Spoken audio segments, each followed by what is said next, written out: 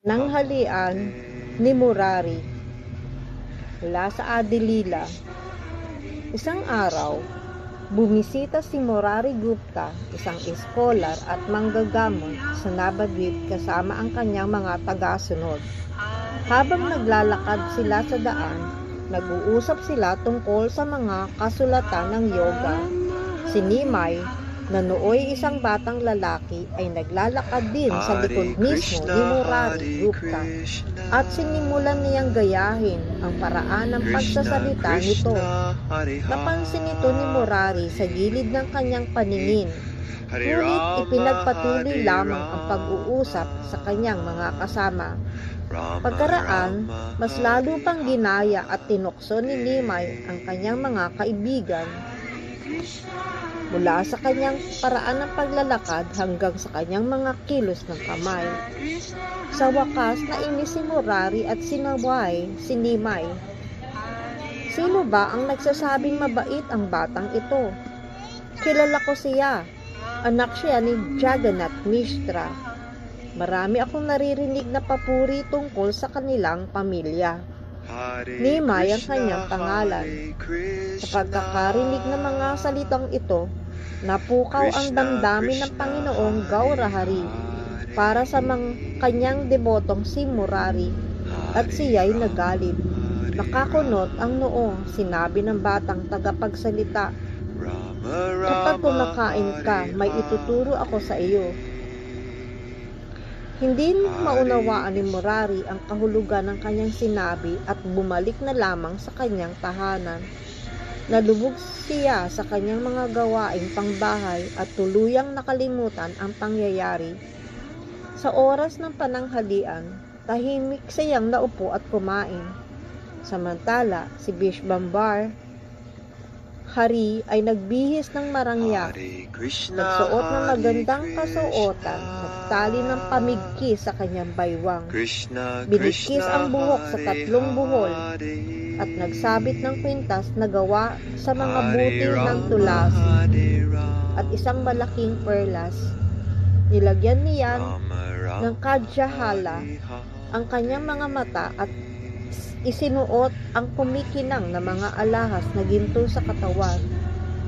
May daladalang mga ladu o matamis na gawa sa kondensadang gatas. Si Vishvambar ay pumasok sa tahanan ng kilalang manggagamot at malakas na sumigaw, "Murari!" Pagkarinig ni Murari sa tinig na iyon, naalala niya agad ang sinabi ni Nimai kanina. Medyo nagulat siya at tinanong, "Anong ginagawa mo rito?" Sumagot si Nimai, "Huwag ka nang tumayo. Ako lang ito. Ituloy mo lamang ang pagkain mo." Habang abala si Murari sa pagkain, dahan-dahan lumapit si Nimai. Biglang na lamang umihi siya sa harapan ng pagkain ni Murari. "Ay, anong ginagawa mo? Nakakahiya!" Sigaw ni Murari habang napatalon at tumayo. Nagsimulang tumawa, pumalakpak at magsayaw si Gora. Masaya niyang sinabi, "Naiiwan mo ang landas ng bhakti o paglilingkod sa Diyos at pinili mo ang yoga, kaya't gumawa ka ng mga katawa-tawang kilos. Iwanan mo ang karma at dhyana, sambahin mo si Krishna ng buong puso. Ang taong kapit sa material na bagay ay hindi tunay na makapagsasagawa ng Krishna bhajan, at ang kanyang buddhi ay mananatiling mababa at marumi." Ang Panginoong Hari ay napakamaunawain at maawain. Siya'y may taglay na lahat ng kapangyarihan at siya rin ang ama ng lahat ng kaluluwa. Mula sa kanya nagmumula ang walang hanggang Brahman. Siya ang yaman at mismong buhay ng mga gopi ng Vrindavan. Kaya bakit hindi mo siya sambahin? Pagkasabi nito, bigla na lamang nawala si Gaurahari, ang gintong hiyas. Hindi na siya makita ni Murari Gupta.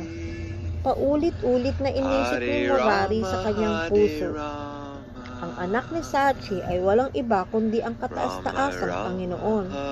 Sa sobrang tuwa, Agad siyang umalis ng bahay. Hindi siya makalakad ng maayos dahil sa sobrang galak. Sa wakas ay nakarating siya sa tahanan ni Jagannath Mishra.